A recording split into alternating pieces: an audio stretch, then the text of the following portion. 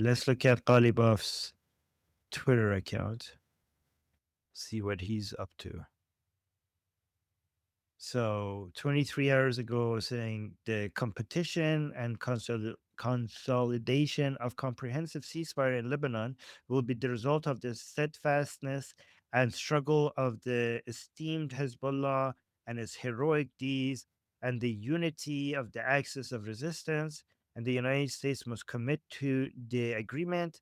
The resistance and Iran are one and the same entity, whether in war or in a ceasefire. America must back down from the mistake of Israel first. Actually, I'm so glad that he's saying this because I want you guys to see, first of all, when they say Lebanon, they mean Hezbollah. It's very important for you guys to see, like, a lot of people are like, why are these people sacrificing everything for the sake of Hezbollah? Because Hezbollah is their people.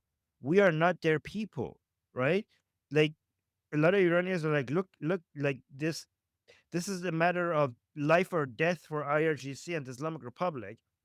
And they basically are fighting more for the survival of Hezbollah more than they have ever done for any Iranian, even including their own supporters. Right. So, guys, if I don't know if you know, but so many people in Lebanon, Hezbollah people in Lebanon, when they lost their houses, the Islamic Republic went there and rebuilt their house. They gave them apartments, fully furnished apartments, right? And even the regime supporters in Iran, when their houses get destroyed, they don't get that treatment. So this is like the Hezbollah is their people. Like the Iranian people are not their people. So, and then we go it's like when he says Lebanon and Iran are one, like let me see, where does they say the resistance and Iran are one and the same entity. So he means that the resistance and the Islamic Republic are one entity. Like they don't consider it's not about Iran. It's not about nationhood. It's about wherever this Shia Durka is, there are people. It doesn't matter if you're Iranian or not. And then here he said, as I said last night as well, the ceasefire was nothing but a result of Hezbollah's steadfastness. What the hell? And the unity of the axis of resistance. And we will deal with the ceasefire with caution and we will remain together until the full realization of victory. I thank the mediating efforts of the state of Pakistan and General Asim Munir for endorsing the ceasefire. We are true. We are true to our pledge. So I wonder what you guys think about why the Islamic Republic is so insistent on including Hezbollah as part of the ceasefire agreement. One thing that I've noticed is that so many regime supporters in Iran are demanding the Islamic Republic not to throw Hezbollah under the bus. So this might just be the reason why the Islamic Republic is so insistent might just be because they're just trying to keep the regime people happy, the pro-regime people happy. I also wanted to point this gibberish out because not only is he claiming Hezbollah to be part of the IRGC directly by saying that they're the same entity, this is his response after President Trump was talking about the negotiations and, oh, wow, they're going to give us, the uranium and this and that. He's just choosing to ignore that, which usually he does respond in some Right. sort of like snarky way, but he's just choosing to ignore it this time. And not only that, you're right. And he is not only that, he's focusing on the part of the agreement that should be the easiest to let go of, right? So we have the parts of the ceasefire agreement, there are different items, have different level of flexibility. The the pro-regime and even anti-regime people's understanding was that the uranium was the one that has the least flexibility from the Islamic Republic and the least flexibility from United States. So President Trump just came out and said that, the part that the Islamic Republic is the least flexible, we made them flexible. And now Ghalibaf is coming and saying that the part that is they're supposed to be the most flexible about, that they're not showing flexibility on that, right? So we're talking about the most important. Like it's as if President Trump is in one universe and Ghalibaf is in a different universe, and they're talking about completely different events. By the way, also, can I mention that by saying that the Islamic Republic and Hezbollah are the same, this is an admission of colonialism. Like, if Hezbollah and the Islamic Republic are the same thing, then what the fuck is Hezbollah doing ruling over, being part of the ruling body of Lebanon? Isn't that colonialism? Like, I mean, they already confirmed that when Lebanon tried to kick out the foreign minister and they refused, that's already an admission of colonialism. Well, no, Free Lebanon. because Yeah. no, it's not colonialism because it's not the USA and Israel doing it. Oh yeah. Oh, sorry. Yeah. I'm sorry. I'm sorry. And in other Mm, news, yeah. the House of Representatives today backed Donald Trump's military campaign against Iran. So they passed it 214 Oh. to 213. So one vote. Oh wow. That's big news. Yeah. So now we can continue. I don't know for how long, but we can continue. Okay. Okay. That's good. That's great news.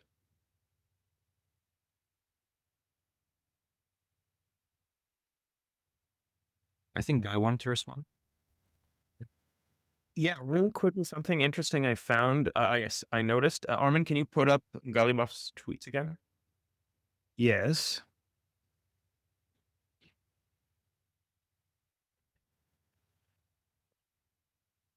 Okay. Oh These yeah. were translated from Translated. Arabic. Oh my god, you're right. I didn't even notice. I thought they were translated from Persian. I'm so glad that you brought us back here. These were Which I translated. find very Arabic. interesting. Oh, okay. Okay, so this is for Hezbollah. This is to read. This is not for the Yeah, Iranians to read. This is which not for the also makes Americans to sense. read. Yeah. Which also makes sense because Iranians don't have internet, so like you wouldn't post. Yeah. This is basically him telling them we're not abandoning you. So don't That's abandon a us. yeah, so don't abandon us. Yes, you're right. By Which the way, I means don't that believe people, Ghalibaf speaks good Arabic. Somebody wrote this wrong. But yeah, go on. which means that people in Hezbollah are pissed off. They're like trying to get away and they're demoralized. Yeah, I think people in Hezbollah think that you're right. People in Hezbollah think that the Islamic Republic is selling them, and they must have some leverage over the Islamic Republic. I think maybe the Islamic Republic is pretending. I think like it's possible that the Islamic Republic is telling the Americans like, yeah, we don't care, but let us just basically put on a show as if we care about Hezbollah right now. Like, we're willing to sell them because this is like the least important part of the deal. But let us just keep, acting like we're fighting for them. And I bet you Hezbollah knows that they're being sold out like this. One more thing, which is why the Houthis might not be participating, because the Islamic Republic is not taking good, like, is basically not supporting its proxies as they should be. So the Houthis are like, yep, nope, you're on your own. But yeah, go on. See? I just take President Trump as saying whatever he can that stokes the most division. I mean, that's my opinion, but that's all I Yeah, have to say. that is one of the options. If it is, but by the way, I don't know if this is what's happening, but if it is, then President Trump or whoever's advising him must have like a really deep level of understanding of how the Islamic Republic works, which does not show. Like, when Rubio, for example, talks, we're like, oh my god, this guy knows the Islamic Republic inside and out. But if President Trump is doing this on purpose, then the way he talks does not at all show the level of understanding he has of the Islamic Republic. Well, he's proven himself not to be stupid at all. He seems his moves, even though he may not mean them to be, in the end, they look kind of brilliant. Yeah. Yep. Might be. All of it might be the madman strategy. It might be HD chess, or it might be just a madman that the result of everything he's doing is playing like the same as somebody very wise playing the madman card. Especially when it comes to the blockade. Right. I mean, at the end of the day, when I don't know what people, I don't know what's going on in his head, so we could only judge the results, right? Speaking of the Houthis, I wanted to show this. Actually, I think you should share it because if I share my screen, there won't be any audio. Oh, that's weird. This is the Houthi military spokesman when they announced that they launched a couple of rockets. This guy was saying this. If you just play the video. Okay. Wait, I need to unmute my tab, Facebook tab. There we go. Sorry, guys. One more time. There we go. لبنان نفذت قواتنا المسلحة بعون الله تعالى عملية عسكرية بدفعة من الصواريخ البالستية استهدفت أهدافا حيوية للعدو الإسرائيلي في منطقة يافا المحتلة، وقد جاءت هذه العملية بالاشتراك مع الإخوة المجاهدين في إيران وحزب الله في لبنان، وحققت أهدافها بنجاح بفضل الله. Okay, so basically I just wanted to talk about how this guy was just talking really fast, and then I wanted to bring up another point about how the blockade is affecting Iran. That's how he's talking. I found that so funny. That guy was just yapping his head off to announce that they launched 2 missiles, and then they did nothing after that. They can't even close the Bab el-Mandeb. They can't even do that. And the U.S. didn't even pay them any attention because they sent the Bush aircraft carrier all the way around Africa. They were willing to forego another 2 weeks just to like completely ignore the Houthis. Like, what are they gonna do? The number of the level of participation by the Houthis is more embarrassing than they if they didn't just participate at all. Right? Like they might as well just not done anything. Like overall, how many missiles did they participate? Like 4 overall in total? I think it was something like that, and then like 10 drones or something. Okay. It was like, why even try? Sounds is embarrassing. I mean, at some point they were pretty, annoying to, maritime trade around Bab el-Mandeb. October 7 and everything they've done is just kind of embarrassing. Yeah. Okay. And then I was going to show you guys this. So this is a map of Iran, and I just wanted to quickly give some broader context. So this blockade is not just the Strait of Hormuz, it's all Iranian ports. So if you see this like entire stretch of land down here, so like Chabahar and like the other ports that you see down here, they're all being blockaded. So Iranian ships that want to do trade can't do that. So what that forces the Islamic Republic to do is, hey, if we want to get anything to and from Russia, we're going to have to actually go through this little land bridge right here through Armenia. Turkmenistan is claiming complete neutrality because, I mean, these guys have a ton of human rights issues going on. I think they don't want to draw any attention to that. So they're completely neutral, so we can't go through here. Well, Armenia, the president, very impish looking man, is being very, very difficult. And he's actually on the super bad side of Putin right now because he's telling them, no, you guys can't just, use our country however you like anymore. And we're not going to let you do this trade with Iran. And yeah, I think all of those at the same time forced the Islamic Republic to quickly come back to the drawing board. Additionally, the oil that they want to draw up, so this is Hard Island. So this oil, if it's sitting here for more than 2 weeks, there's actually a huge problem with the wells, and they will have like a sort of like a technical problem. So past this 2-week ceasefire, they're going to have a crap ton of problems just engineering wise with all of their oil refineries and storage facilities. Oh yeah, actually that's a very important point. A lot of people think that you could just shut down an oil if you're not using it. You can't just you can't just close it and be like, okay, we'll come back to this later. You need to continue extracting oil from it. And if there's nowhere for this oil to go, if they shut down the oil well, it could damage it severely. And in some situations, it might damage it beyond repair to the point that killing the well. So these could be permanent damages here. That's a very good point. Yeah, thank you.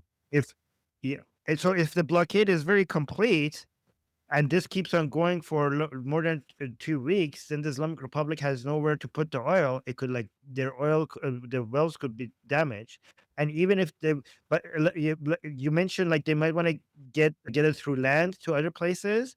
One thing that everybody here should understand is that nothing has the capacity of maritime trade, like like moving things through water.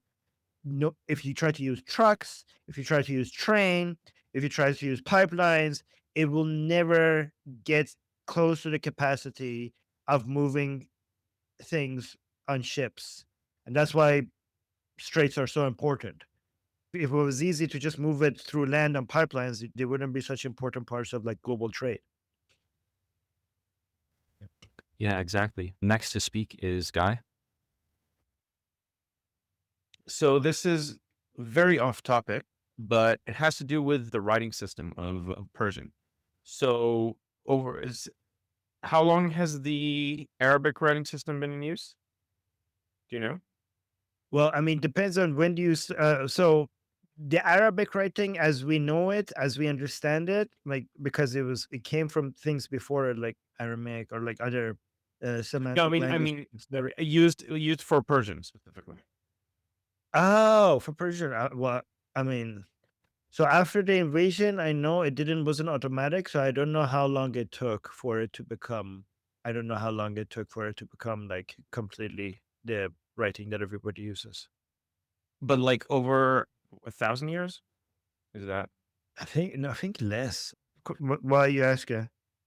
So I've I speak Hebrew, I speak Arabic, speak a couple other languages. And like I sort of now over the last few months I've been interested in studying Persian as well. And I started briefly and immediately it hit me how the the Arabic and Hebrew writing systems work well with the internal logic of those languages because they have patterns and they have things that make it easier to avoid needing vowels. But Persian is an Indo-European language, and so like there's something there that doesn't quite fit. And you can get used to it. Like you would theoretically be able to get used to reading English without vowels, but there's something there that just doesn't quite work. Like it seems imperial. Like it seems imposed. And I was wondering whether you mentioned, or it was either your or Tusi who mentioned that, like who doubted the ability to shift the writing, the alphabet. But also I was wondering, so that's one, do you think it's possible? And would there be like support for it? And two, do you know what the writing system was before? That was like neither Latin nor Arabic. Yeah, we call it Mihi. I'll look at it. I look it up in English, but I looked at so to answer your first question. It took between 200 to 300 years after the conquest ended for it to become the standard writing in the Persian language. Interesting. What And what did you expect more? No, I didn't have. Before it was the Pahlavi script. Yeah, I just Googled old Persian alphabet. Actually, the example they use has the word sha. But yeah. So do you think there will be like buy-in for switching the alphabet if the revolution succeeds? I mean, okay, so ancient times in Iran, it was cuneiform. Do you know cuneiform? You mean Okay, so cuneiform? ancient, huh? You mean cuneiform? Cuneiform, is that how you pronounce it? That's how I learned how to pronounce it. Yeah, cuneiform, yeah. We call it mihi in Persian, so I don't know how you pronounce this in English. But okay. Yeah, so here's the thing, I don't know because like there's a lot of like think about the costs associated with bringing all the adults from everywhere in Iran back to school to learn a new script. Like, do you think that there's be a lot of demand for that? I mean, because you're also trying to shed the Or occupation. dates like pencil and paper. Like it was meant for like Yep. clay tablets. I said before the Arab invasion, it was the Pahlavi script, and I said if you go really back ancient times, it was the like during the Achaemenid dynasty, it was the Khatamihi, or as you say, cuneiform. Is that how you say it? Yeah, but let's go back to Guy's question. Yeah, I don't think there would be a. I mean, again, I can't speak on behalf of like 90 million Iranians, right? So I don't know. I think my personal votes would be like, why force so many? Like, imagine the cost associated with having to an entire population of people learning how to read and write in this entire new script that nobody knows. Like nobody other than academics, nobody knows how to use, how to It read doesn't and write. necessarily need to be this one. I just think that the Arabic script, like there's something there, like the language doesn't quite work. You can get used to it, but it doesn't quite work as a script for a non-Semitic language. Yeah, but it's the one that people know right now, Yeah. right? Anything else, people will have to learn. I mean, I'm pretty sure there's so many Iranian, super hardcore, like ancient loving nationalist type would be like, yeah, fuck the Arabic language. We need to go back to our roots, right? So I'm pretty sure there will be demand for it, right? But I just don't know. Here's the thing. I just think this is why I believe in liberty, right? Because I don't know, and I just let the democratic process just take us where it will take us. If there is, this is why we don't believe in elites making decisions from the top down for us. We're just, if there is enough demand for it, there will be enough political capital for it, and it will happen. And if there isn't, it won't happen. Okay. Just also keep in mind that I think that sooner than people think, AI is going to make all of this discussion, many of these discussions regarding language will become unnecessary in the next couple of decades. To their end. I'm not sure I agree with that, but that's a whole separate topic. There are things about language that don't, like when you translate, you lose like 20% of the meaning. And so you need there is something beyond just translation to convey the meaning. Yeah, but many people are not going to invest learning languages for the sake of that 20%. If they think that enough of the language has already been communicated. The list is concluded with 15 minutes to go. I just wanted to respond to this real quick. But if anyone would like to say anything, or if Armin, you'd like to leave early, go for it. No, that's So as you guys know, Persian civilization, Iranian civilization is like almost 5,000 years old. So we had Persian cuneiform in the Zoroastrian times. And yeah, essentially everything kind of derived after that. And what I was going to say about this is if we wanted to transition to have like this new language come up, I think immediately people are going to bring this up. There's going to be immediate like requests for this because someone's going to bring it up. But if we take a look at other examples throughout history, like Switzerland, how they tried to like impose, multiple different official languages, it took them a generation and a half to be able to have most people in that country speaking like an additional language like English. It's just going to take some time. And with everyone trying to get their lives back on track after this period of war, I think it's just made put on the back burner. At the same time, in Israel, it happened within a generation. Everyone was speaking the same language, coming from many different places. I think we could do it too. I just think it's going to be a little bit tough. Or at least as smart as a people. So Just wanted to say regarding the guy, first of all, it's very interesting that you are interested in Farsi language. There is also Avestai alphabet for Avestai language, which is again ancient Farsi. And I'm gonna put a couple of photos of all those alphabet, which has the equivalent to English in the school. And not my generation, but my children's generation were all taught the alphabet and how they can put letters together, make words, and how our prayers were using those words in a sentence. So kind of in the past 25 years in Iran, Zoroastrian were also learning Avestai alphabets and trying to learn how the language is. For example, Asha, Asha means something good, great, and pure. So yeah. So they were also trying to learn what the words were meaning in a way that you might say Hebrew is used today. All right, going back to the list, Jewish Samantha. Okay, correct me if I'm wrong, but I am under the impression that in Iran right now, it says your religion on your birth certificate. And if you have at least one Muslim parent, you have to be registered as a Muslim. But if you don't have at least one Muslim parent, you can have, you can have either Christianity, Judaism, Zoroastrian, or Islam. I thought it was just a fodder, doesn't it? I've never met a family where both parents were not Muslims in Well, I Iran. think in Islam, like a woman can only, like a Muslim woman can only marry Oh yeah, Muslim men, but then Muslim men can you're right. marry. Yeah, you're right actually. So it will be I guess Muslim. like if That would one be parent Muslim. is Muslim, then if at least one parent, then that would have to be the dad. So Yeah.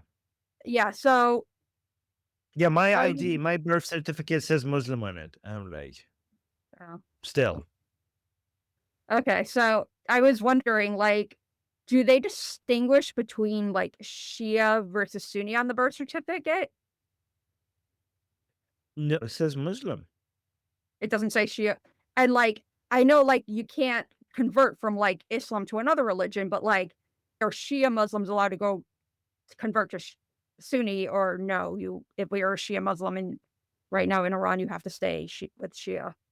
You No, can't go. I think that technically you're allowed, but then you're giving up on a lot of rights. I mean, you're not going to get executed. Or like, Right. well, yeah, it's not okay. So it's not But like becoming an apostate where you would like yeah, go to you're not jail. an apostate, but you will lose a lot of privileges. Like university, like job opportunities will all of a sudden not be available to you. In the university entrance exam, you're going to have, ranking will be lowered and many other things. What about like 12 Shia versus other forms of Shia? I mean, again, the closer you get, the more acceptable it gets, right? I mean, even if you're so in some, that's actually a very interesting question, because in some senses, officially, the closer you get, the more acceptable it gets. But in some other senses, the closer you get, but the more of a threat you are. If you get very close, but you still don't have the right answer, in some cases, you're actually a bigger threat, because you could actually challenge, because you're like, so think about this. Like if you say like, hey, you got everything right. However, that person is more of a threat to your ideology than somebody that is completely like, you know, off the, on the other side of the ideological spectrum, right? Yeah. So for example, the Islamic Republic considers people who are 12 Shia Islams Mhm. who don't believe in the guardianship of a jurist a major threat, for example. Because they're like, yeah, Shia Islam is true, but Khomeini was retarded. So that is like, yeah, right. So that is like a major threat, like because you're trying to say no, like Khomeini's Islam is the real Islam. So if somebody believes in Ali, Hassan, Hussein, Fatima, Mahdi, everything, but says the guardianship of the jurist is a made up bullshit, like that has nothing to do with Shia Islam, that is a major threat to, your claim that this is Shia Islam. This is the only way to do Shia Islam, right? Yeah. But yeah, but that's more of an ideological competition between the heads of religion. So when it comes to individuals, like that's not a threat. But like for example, Khamenei will consider Ayatollah Sistani in Iraq to be a threat to his religious standing. but not the individuals. Like they wouldn't be considered like a threat. Like Yeah. just Among the for- three other, the Christian, Judaism, Zoroastrian, which like is there one more stigmatized than the other, or like would it be? Judaism. So officially, Christianity and Judaism are supposed to be part of the family, right? Mhm. So you're supposed to treat them better. And people like Hindus and Zoroastrians are kind of like like or idol worshippers, right? Like Zoroastrians worship fire, Hindus worship like idols. So these people need to just die, right? And the Jews put, in practice, Jews need to be protected. So Jews, you collect jizya from them, but in return, you actually have to protect them, right? So Mhm. officially, Jews have a much higher standing than Zoroastrians and Hindus. You could marry them. You can't marry Hindus. You kill Hindus. You marry Jews.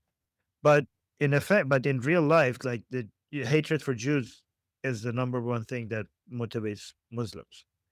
So it's one thing in officially what it's supposed to be, and in practice, it's different. But you've never seen like instances where like a Muslim man marries like Christian or Jewish woman in Iran? That doesn't happen very often. No, not in our family. We had like a Jewish woman in Iran was married to. We had a Jewish woman in Iran who married one of my family members. And honestly, I went through half my life not knowing she's Jewish, by the way. So that's the thing. Yeah. All right. Danish wanted to respond.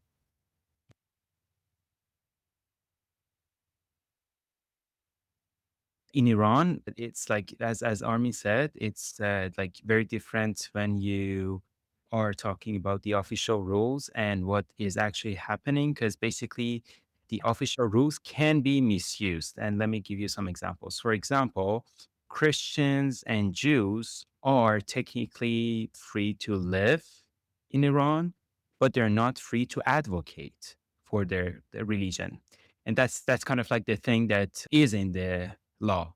But it doesn't mean that they only get into trouble when they advocate. They would kind of like get in trouble in different ways. And that would be kind of like the law that the regime uses.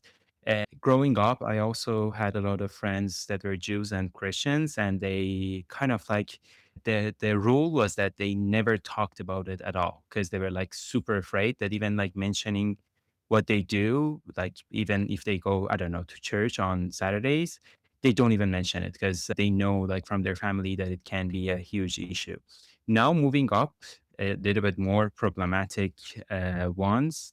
Um, or actually, like as a matter of fact, Armin, I don't know if that's also what you experienced or not, but I also know a lot of Zoroastrians and Zoroastrians.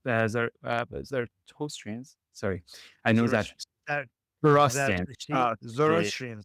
Yeah. Zoroastrians. In Somehow, Persian, we call them Zarathushtri. That's why, yeah. exactly. Somehow they don't really have any like big conflict.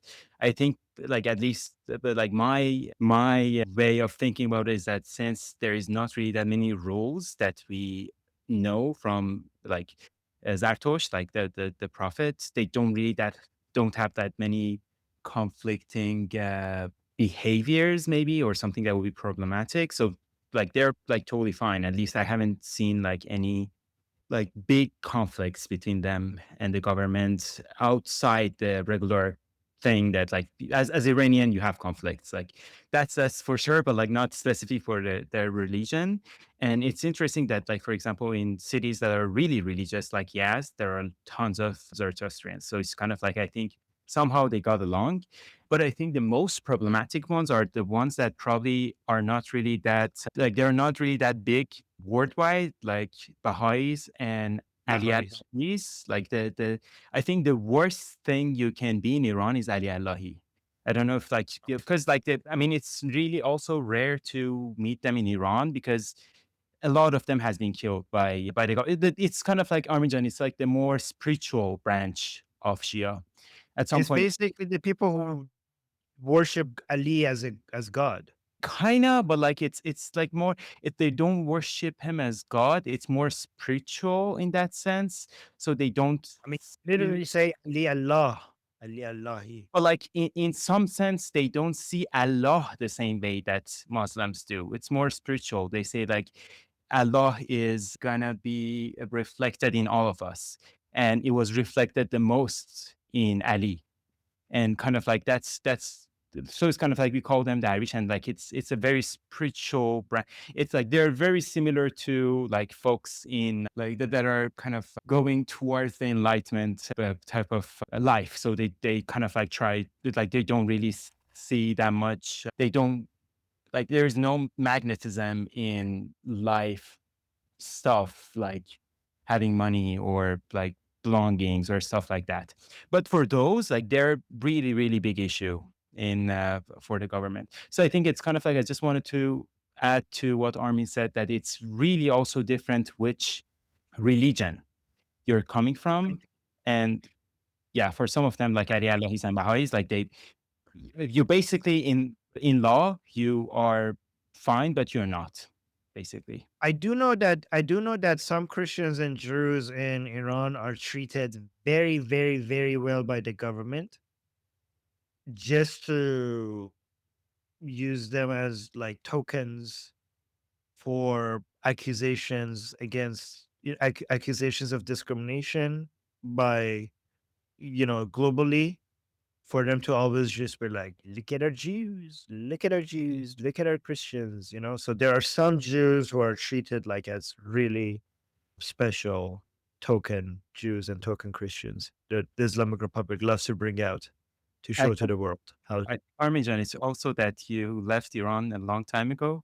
It was like that at some point. I mean, but like They still do that. No, I've seen they still have them. They still but have some of them. what I'm trying to say is that like the Yeah. more like as we like back in the day, I think it was really important for the government to keep its face. It's like, Yeah, but I'm not saying they're tolerant. Like that was while they had Christians as token Christians that they were treating well, they also executed a priest just for preaching the Bible. I'm not defending them. This is just like their strategy.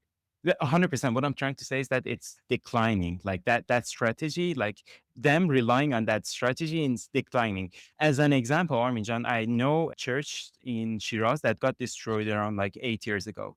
That was like the church, like that church was like fine. Like that was kind of like the examples, one of the examples of like Islamic regime being like flexible with other religions and like at least trying to show that its face to be like that. But it got destroyed from like a year or 2 years just right before I got, actually like 12, 13 years ago. There are less, and like as you move forward in time, it's less important for the government to keep its face. And what Armin mentions is But look at this. But look at what they recently have done. Right, just a few days ago, the first ceremony they had for Khamenei in Iran was in a church. oh yeah. Look at this. So it's like The it's first not ceremony organized. Yeah, look at this. The Armin, right first now ceremony wait, let me read this. The first ceremony organized in honor of the 40th anniversary of Khamenei took place in a church. So let me just play this for a second. Like this is them virtue saying, like this is them trying to fool the whole world. Impossible.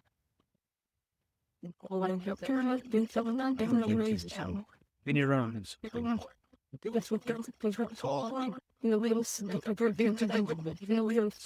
They're feeding Tucker Carlson, Candace Owens.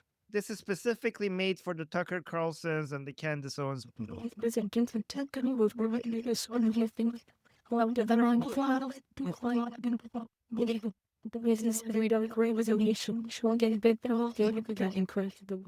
is pretty strategic. They're like, oh my God, why are we bumping them? Look.